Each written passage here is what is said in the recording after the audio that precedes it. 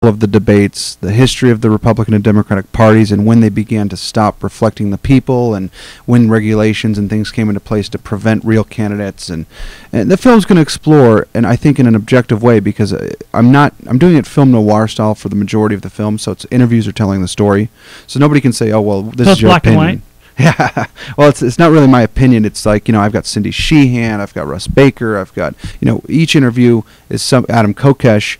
Each interview shows somebody and their opinions, and then it kind of brings the viewer in, and then I show news clips that help back up what the interviewee is saying. And pretty much, I think the theme that people are going to get is that, the difference between Republicans and Democrats today is like the difference between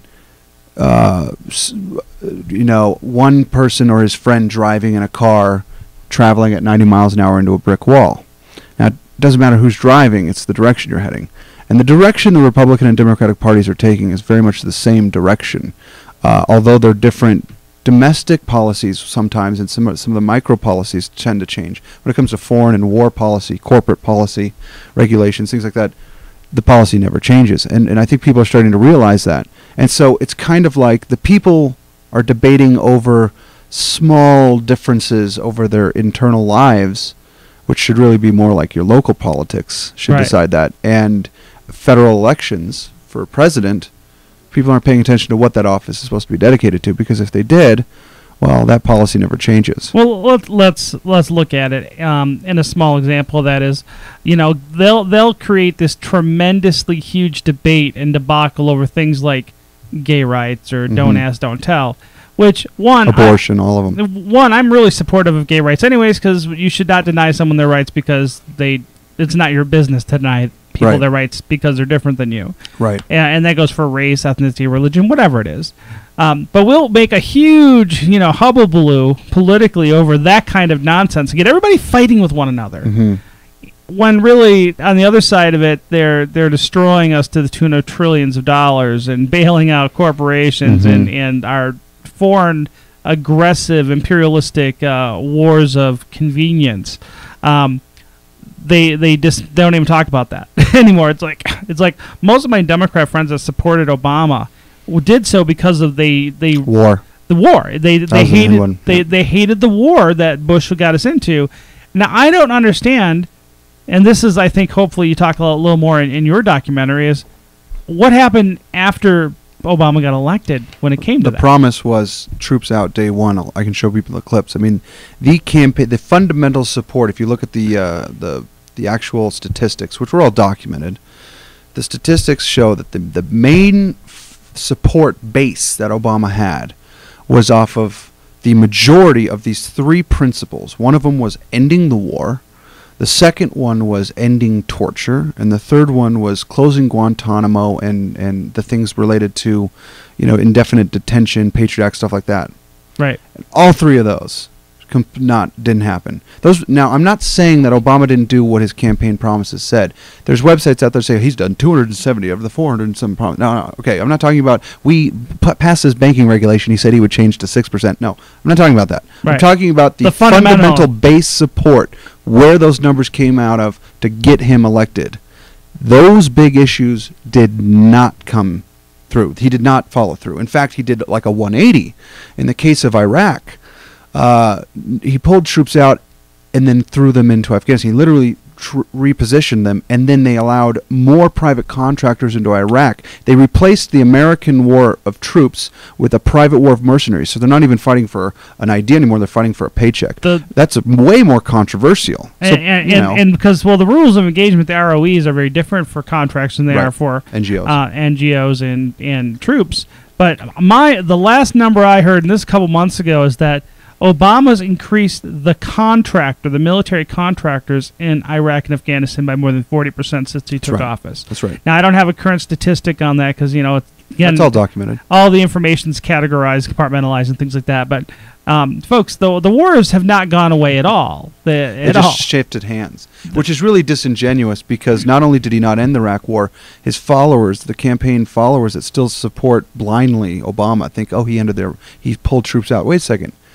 the controversy in Iraq was the controversy was the mercenary war. Right. They were the ones doing most of the war crimes. He increased that mercenary war. That's nothing to praise. That's something he should be ashamed of. And if you look at Afghanistan, that 19 hijackers, right? 15 are from Saudi Arabia. Osama bin Laden's from Saudi Arabia.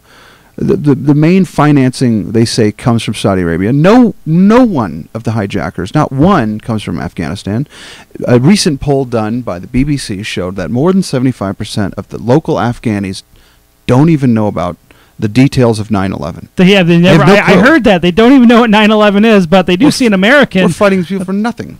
Well, those poor evil goat herders are going to invade our country. They're a big risk. And we're protecting the heroin trade. That's been well documented by almost every major media outlet in the world, that the heroin trade, is being protected not only by American troops, but by contractors who are ensuring that this stuff travels into dark hands. Well, this is what people don't understand. There's two main reasons. Actually, it's probably more than that. But the two main reasons economically why we're in Afghanistan right now are the fact that they have trillions of dollars worth of minerals. The Russians surveyed when they owned Afghanistan or controlled Afghanistan the same way we did, and there was about 9 months ago, it was like basically the Army Corps of Engineer geologists have been surveying the entire country for minerals, and they find that there's trillions and millions of dollars worth of minerals. Pipelines that go through. Is that the TAPI? What's the TAPI pipeline? The Trans-Afghanistan, whatever, TAPI pipeline, which was going to be put in place under the Taliban, and the Taliban wanted more than 2% royalties. And then the deal fell through, and then after that, Unica Oil went to our government to lobby it. But the bigger thing is the Taliban basically obliterated poppy production in Afghanistan. That's right. Now, you got to remember, there's illegal heroin, but you got to remember, there are still pharmaceutical companies that also buy that poppy for actually making opiates. And so we have right now, what happened is that this is how I have connections to people that are on the ground right now in Afghanistan and have been in the intelligence agencies. And this is how it's been relayed to me from contacts and friends that I have. This is not a conspiracy thing. It's just people I know. And what they tell me is what's happening is our puppet Hamid Karzai is out in Afghanistan running things, which we put him in. His brother is a well-known...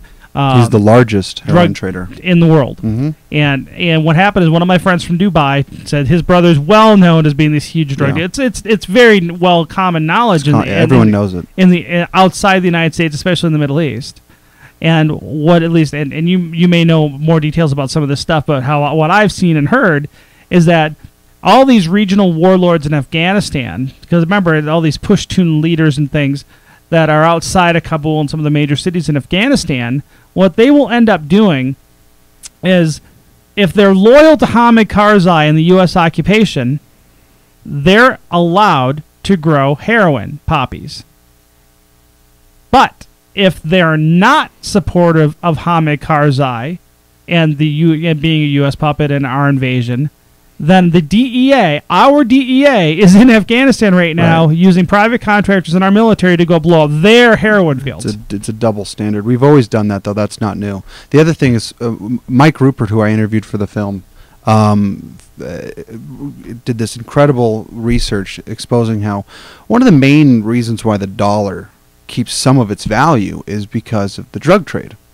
Drug dollars and petrodollars. That's right. So you're familiar with that, and people who are not really familiar with currencies and central banking and the markets and the way that works, they don't really understand how all that works and where the value comes from. But if you read the research and if people go out there and really look into this, it starts to make sense. I didn't understand how drug dealing helps the dollar, and then when I started learning about it, how the dollar's used everywhere by the power structure, if you will, in some of these countries, it increases the value of the dollar because it's being used there, and it's circulated. These drug cartels have duffel bags and duffel bags and duffel bags of money, and that's how they pay their troops. So the countries have to accept it because the people with the guns and the people with the only resources are using an American dollar. So if we don't allow that drug trade, the dollar will not be used in a lot of countries. I know a little bit about that. How it works with petrodollars is that right now there's a lot of power is that all the oil exchanges worldwide, and it's starting to change now. Some are going to the euro. Yeah, and some are, and that's one of Iraq. When Saddam Hussein said that he was no longer going to sell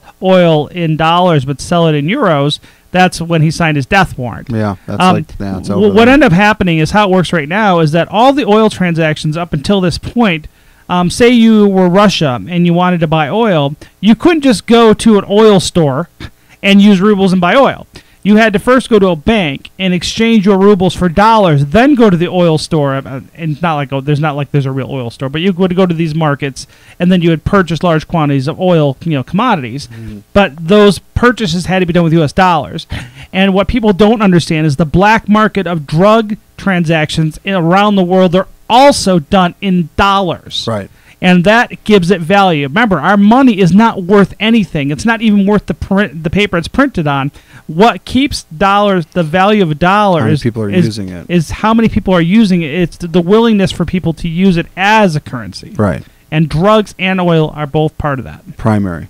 Yeah, it's fascinating stuff. The other thing is, and I was going to mention this, is that the fundamental base for Obama's campaign wasn't just the war. It was also ending torture, reversing the Patriot Act.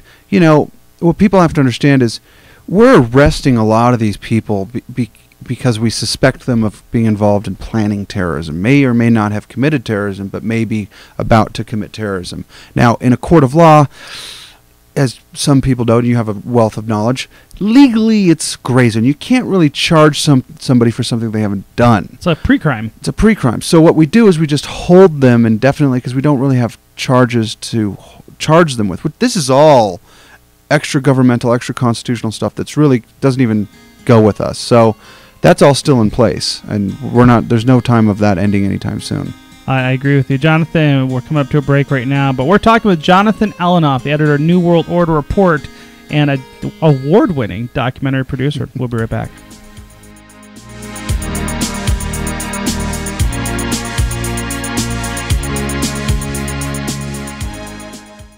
To hear past shows and to sign up for podcasts, go to robmcnealy.com. Wow, look at him. I'd do him right now. Yeah, me too. If he weren't bald. You may not know it, but this happens to every man at least twice a day. If you're balding, you might as well kiss sex goodbye. Even if you're 16 and have a full head of hair, women can tell if you're going to go bald. And that spells trouble. Let's face it. Women hate bald men, except basketball players. What causes baldness? Don't take this the wrong way, but the explanation may be downstairs. It's bald, and it wants you to be too. Through a partially scientific study, doctors have determined that an abundance of testosterone causes baldness. And let's be honest, who needs testosterone? Now science brings you Castrodon. Castrodon goes to the glands that produce testosterone and kills them, protecting your hair and saving your sex life.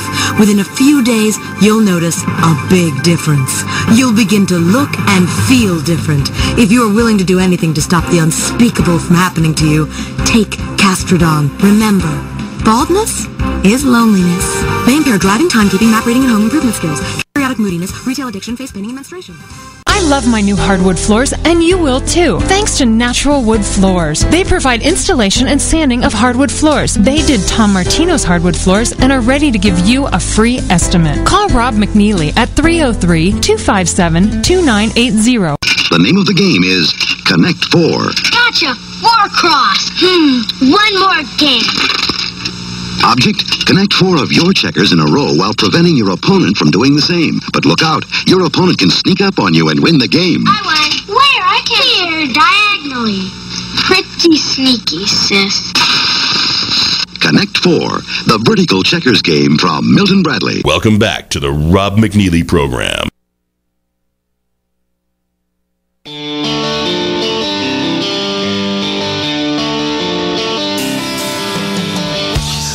Folks, today we're talking with Jonathan Elinoff. He is an award-winning video documentary producer. He is also the editor of the New World Order Report.com, and I am proud to call him a friend of mine. Today we're talking about a few different projects that he's currently working on. We were just talking about Mad Divide, which kind of talks about the differences between the what I would say Republicans and Democrats, and the real difference is there is no difference. It's a false right-left paradigm designed to keep us kind of fighting with one another. But you're also, Jonathan, working with on a new project about assassinations. Mm-hmm. And tell me a little bit about this. What is this project?